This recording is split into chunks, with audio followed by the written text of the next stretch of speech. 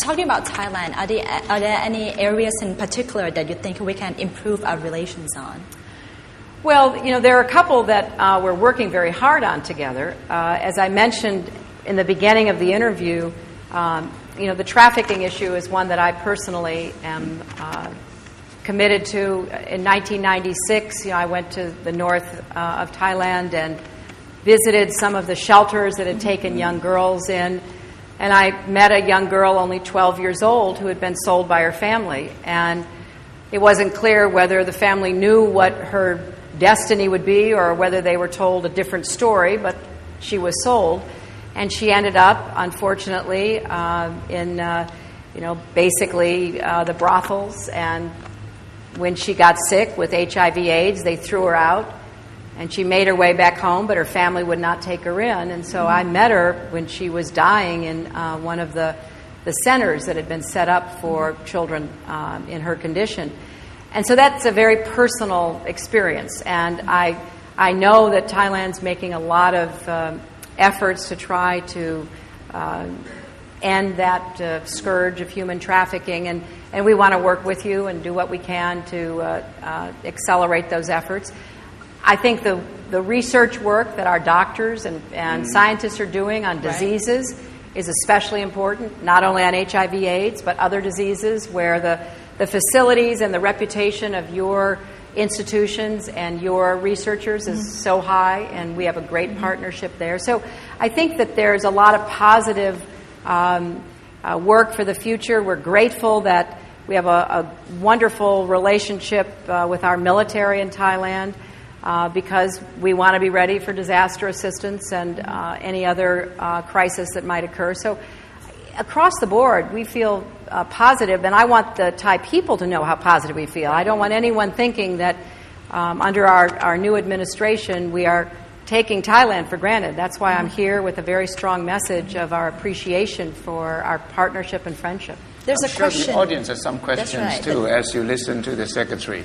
If you have any questions, please raise your hand. But we'll start with a question from Chiang Rai province. Oh, good. You went to Chiang Mai. I did. Right? In yes, 96. and Chiang Rai. Yes, and I Chiang went to Rai both. as well. Yes. So there's a question for you from Chiang Rai province. Great. It's from Dr. Jakapan Wong Buranawat. He's now the Dean of the School of Liberal Arts at Mae Fah Luang University. So excellent. Let's take a look at the VTR. Hello, Mrs. Clinton, Hello. Secretary of the State. My name is Jakapan Wong Buranawat. I would like to welcome you back to Thailand again. Actually, I met you in 1996 when you visit the Thai Women of Tomorrow project in Chiang Rai. At that time, I served as the Dean of the Faculty of Social Science, Chiang Mai University, and also serving as the Director of the Thai Women of Tomorrow project. I would like to report to you that we can really accomplish our goal. That is, we can find the workable model to solve a child prostitute problem in Thailand. In this regard, I would like to thank to the U.S. government for supporting us at the first stage of the project. Doctor, thank you so much. And I well remember my visit, and especially the program. What are the new U.S. policies on controlling drugs and human trafficking from Southeast Asian countries?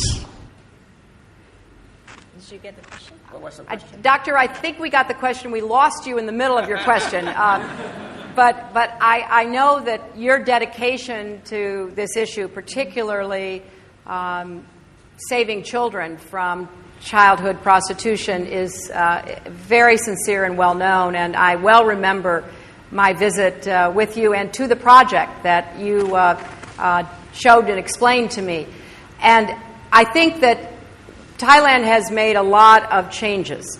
When I was here in 96, I actually met with some of the people in the government at that time, and we talked through some of the laws that were being considered. A lot of those laws have been passed. They're on the law books, so to speak. Now it's a question of enforcement, and it's a question, too, of changing attitudes, like the attitudes of police officers and judges. This is something that we work with countries on across the world. A lot of police forces or judicial systems are hard-pressed for funds, and they worry that if they pay attention to this human rights abuse, they're not going to be dealing with murders and robberies, and they have to understand that it's all part of the same set of challenges to a law-abiding society. So I think there's some additional training and sensitizing. I also think society across the world has moved toward understanding that girls are just as valuable as boys, and girl children deserve the investment that you made in your daughter, sending his daughter to my alma mater, Wellesley College, or that Bill and I have made in our daughter, and that daughters are not a commodity to be sold. I remember when I was in Chiang Rai and Chiang Mai, one of the people showing me around showed me the houses that had the satellite dish were the houses that had sold their daughters. And the houses down the road, next door, without the satellite dishes, either didn't have daughters to sell or refused to sell their daughters. So we have to continue to change attitudes, and it's something that takes time, but leadership from the media in Thailand, certainly for elected officials, for NGOs, academics, young people, to make it unacceptable. So we enforce the laws, we rescue young girls, we give them the care and protection they need, but we also have to be working to prevent it from happening in the first place, and that's what I'd like to see more emphasis on.